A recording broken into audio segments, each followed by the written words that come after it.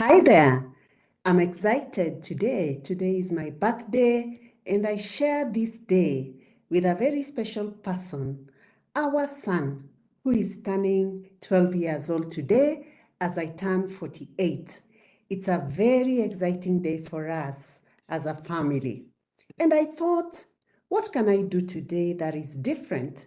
I thought of sharing this video with you and speaking about a topic that is very close to my heart. And that topic is you and your money, to get you to elevate your financial well-being. And I want to narrow down on something that sometimes is not very obvious for many people, and that is your desired lifestyle. So your desired lifestyle is that picture that you have in your head, which often you dream about. It's always in your mind. And it's the ideal picture of the life you should be living. Remember, life is a gift. It's a gift from your maker, but it's your work to design it in a way that is ideal for you. So that desired lifestyle, it needs to be designed. And the person to design it is you. It is you to design it. So when we talk about designing your lifestyle, it entails your day-to-day living. Where will you live? How will you live in there? What is that you'll be doing? What are the tools and the equipments that you need, the facilities that you need to make the life in that place that you're living ideal for you? How will your kitchen look like? Your living room, your bedroom, your study, your office, if you have one, your prayer room. All these things make up your daily living and form part of your desired lifestyle. But also, a bigger picture of that desired lifestyle is the investments. Yeah, because for you to live this life, you just don't need, our life is made up of your body, your soul, your mind. So this bigger picture of your designed lifestyle, it will entail things like your investments, the things you need to own so that you sustain this lifestyle for the long haul. Your personal development, the kind of person you need to become for you to sustain this lifestyle for the long haul, and the experiences you need to have to sustain this lifestyle for the long haul. So you need to have a broader vision board of your designed lifestyle. What is underlying in all this designed lifestyle is that it has a financial implication.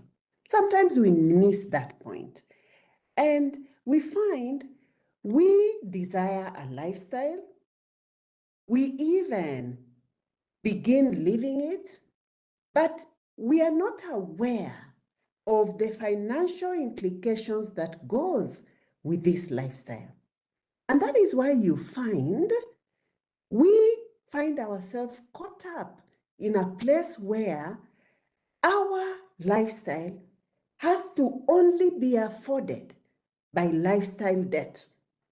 So we run to someone, to a financier, to help us afford this lifestyle that we have designed in our minds, or we feel it feels right for us. By the way, there's nothing wrong. There's nothing wrong with having a certain picture or a certain lifestyle that feels right for you. We are all different, and these different things mean different to each of us. For example, I've just shared with you, today is my birthday, and it's a birthday for my son, our son also, who is turning 12 as I turn 48. So for us, a day like this, there are certain things that feels right for us as a family, and my family members will just do that for us, and it feels right for us. It may not be ideal for you. It might not be ideal for someone else, or even a sister of mine or a brother of mine. That is for us. So You have yours. And one of the contributors to feeling sad, you find you're not at peace, you have that inner disquiet within you. One of the contributors to that feeling is the gap between that which feels right for you and what you are actually living on a day-to-day. So it is worth it. Life is not something that we will repeat. Today will not repeat itself. So it is worth it to put effort towards affording that which feels right for you. Yeah? So you need to understand, what is the financial implication of this thing that feels right for me? What do I need to have on a day-to-day, week by week, month by month basis? What do I need to have to afford it? So it's good to design a lifestyle, but you need to afford it. So be present on your gap. What I earn, is it affording me my lifestyle? If I just look at the statistics that are often published, even on the saving rate of this country, Kenya, the saving rate is, now it's navigating around 10%, below 10%. At some point in, was it in 2021, it went slightly on 12.1%, went back down. What does that tell you? When the saving rate is so low, it already tells you, as a society, there is a struggle to even afford our designed lifestyle. It means you cannot save what you don't have. Most of the money is either going to finance a lifestyle or to finance debt. Hence why the saving rate is very low. So how can we resolve that? How can we resolve this idea, this whole concept of having a lifestyle, but I have a gap, I cannot afford it, so I'm getting into lifestyle debt? How can we resolve that? There are only two ways.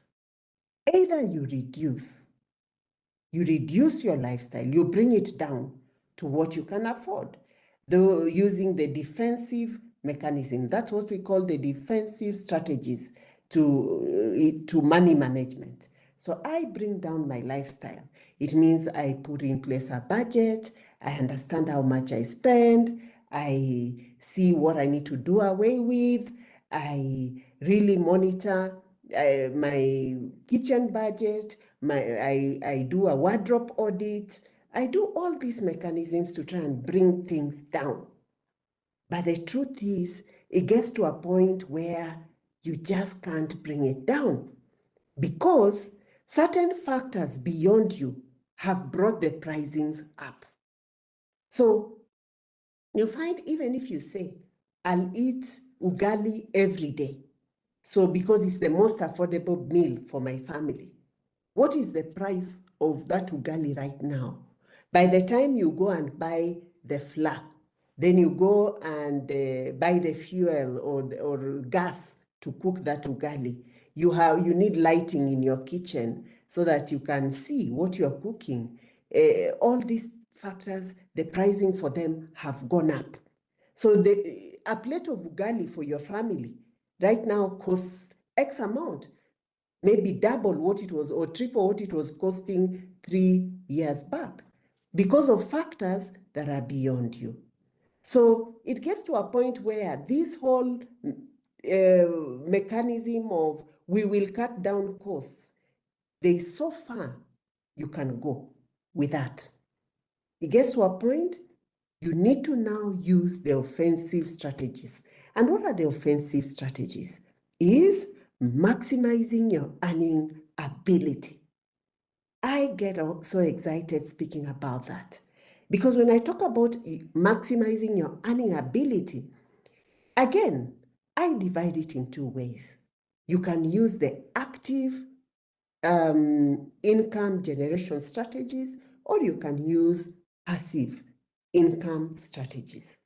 So passive income strategies, this is where we assume You already have money.